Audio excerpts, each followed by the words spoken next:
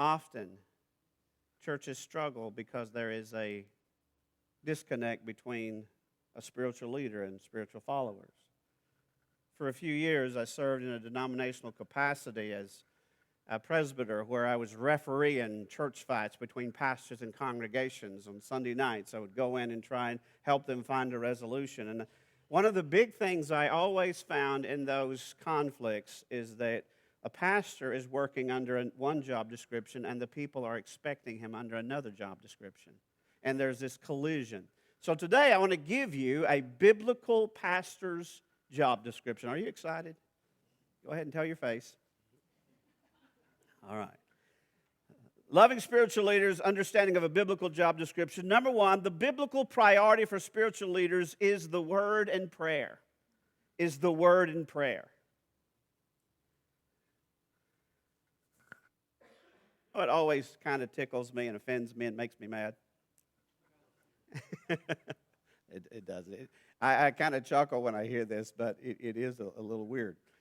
Once in a while, someone will come up to me and say, I get it that you preach on Sundays, but what do you do the rest of the week?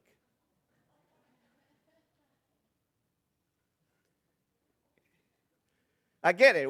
I'd like a job where I work a half a day once a week, you know.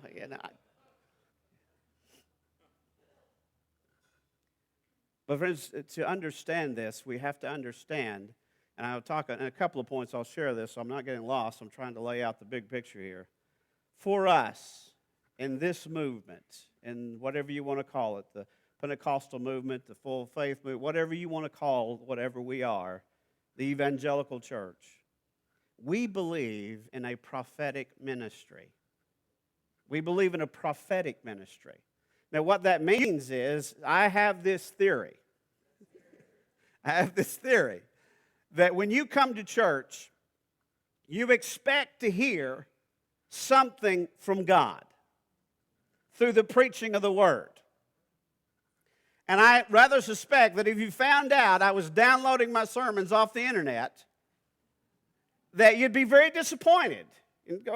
You want to believe that I have gotten along with God and I have prayed until the Word has come alive and I bring to you a thus saith the Lord message, right? Now that is a prophetic ministry. We don't call it that, we call it pastoring, but it's actually a prophetic ministry where someone steps up to a pulpit or to class, wherever, and actually speaks the things from the heart of God that rest upon the Word of God, right? That's a prophetic ministry. I love it when I hear this. We hear this a lot, and I thank God for it every time somebody will sit down and say, you know, I came to church, and I was in a kind of a bad way, but it's like you wrote that sermon for me. That's a prophetic ministry. That's a prophetic ministry. If you've ever sat there when the word is being preached and went, wow, that is really relevant, stop it. That's a prophetic ministry. And friends, that doesn't happen by preparing a devotional. That happens when spiritual leaders talk to God and study the Bible. And that takes time and effort.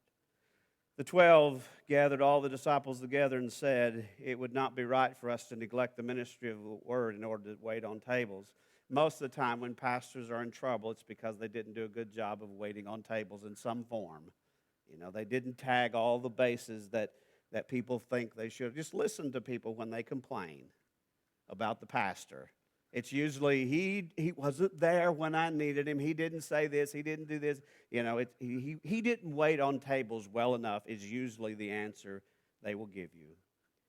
Brothers, choose 7 men from among you who are known to be full of spirit and wisdom. We will turn this responsibility over them, and we will give our attention to prayer and the ministry.